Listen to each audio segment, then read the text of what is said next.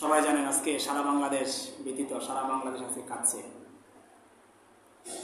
আমাদের জুলাই গণ অভ্যুত্থানের অগ্রনায়ক যে কয়েকজন রয়েছিলেন তাদের মধ্যে অন্যতম শহীদ শরীফ ওসমান মোহাম্মদ হাদি। উনি গতকাল সিঙ্গাপুরের জেনারেল হাসপাতালে ইন্তেকাল করেছেন। ইন্না লিল্লাহি ওয়া ইন্না ইলাইহি রাজিউন। সারা দেশে তার জন্য মানুষ কান্না করছে, দোয়া করছে। তার অপরাধ কি ছিল? সে ভারতীয় আধিপত্যের বিরুদ্ধে, ভারতীয় আগ্রাসনের বিরুদ্ধে কথা বলেছে। দেশপ্রেম, হাদিসের মধ্যে এসেছে হুব্বুল ওয়াতন মিনাল ঈমান, মাতৃভূমিকে ভালোবাসা ঈমানের অঙ্গ। সুতরাং কোনো ব্যক্তি মাতৃভূমিকে ভালোবাসতে যেয়ে যদি তার জীবন বিলিয়ে দেয়, তাকে আল্লাহ পাক রব্বুল আলামিন শহীদদের কাতারে নাম লিখিয়ে দেন। সুবহানাল্লাহ। সেই শরীফ ওসমান হাদি আমাদের প্রিয় ভাই, 32-33 বছরের একজন টকবকে যুবক। তার ছোট একটা দুধের বাচ্চা রয়েছে। তার স্ত্রীকে বিধবা করে আল্লাহ পাক রব্বুল আলামিন তাকে নিয়ে গিয়েছেন।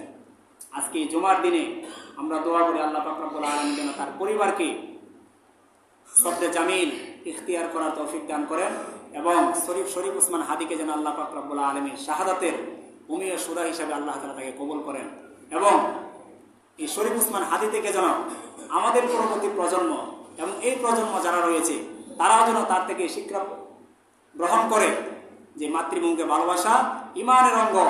জীবন চলে যাবে, পরিবার থেকে বিচ্ছিন্ন হয়ে যাবে, রক্ত যাবে, কিন্তু নিজের দেশকে কখনো ছোট করা যাবে না। নিজের দেশের প্রতি ভালোবাসা লালন করতে হবে।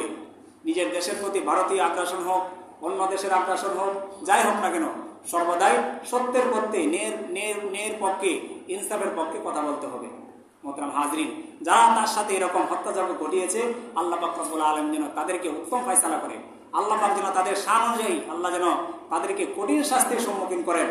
দুনিয়াতে যদি আর বিচার না হয়, আল্লাহ পাক রব্বুল আলামিন সূরা ফাতিহার মধ্যে বলেছেন মালিকি ইয়াউমিদ্দিন।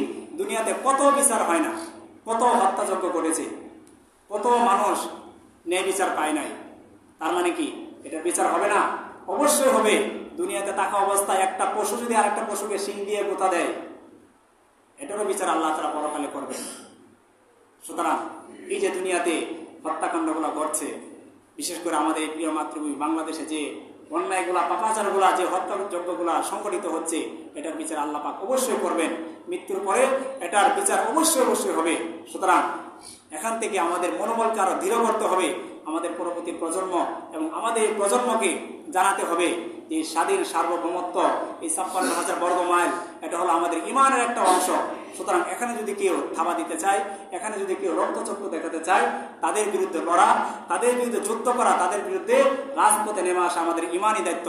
সুতরাং প্রিয় হাজরিন, আজকে আমরা ব্যথিত, ভারাক্রান্ত। তবে আমাদের এই ব্যথিত হওয়া, এই ভারাক্রান্ত হওয়া, এই সুখটাকে আমাদেরকে শক্তিতে পরিণত করতে হবে। যেন আল্লাহ পাক রব্বুল আলামিন এরকম হাজারো হাদি, এরকম হাজারো শহীদ ওসমান হাদি যেন আল্লাহ তাআলা আমাদের ঘরে তৈরি করে দেন এবং হাজারো হাদি যেন রাজপথে নিজের মাতৃভূমিকে ধারণ করে যেন বাতিলের বিরুদ্ধে, অন্যায়ের বিরুদ্ধে, ইনসাফের পক্ষে তারা যেন লড়ে যেতে পারে। আল্লাহ পাক রব্বুল আলামিন আমাদের সবাইকে কবুল করুন। নামাজের পরে আমাদের প্রিয় ভাই শহীদ ওসমান হাদির জন্য আমরা প্রাণ ভরে দোয়া করব। সারা দেশের মানুষ দোয়া করবে, আমরা দোয়া করব। নামাজ পড়ার পরে আমরা কেউ যাব না, সবাই দোয়া করার পরে এরপরে আমরা সুন্নাত আদায় করে সবাই আমরা রুমে যাব।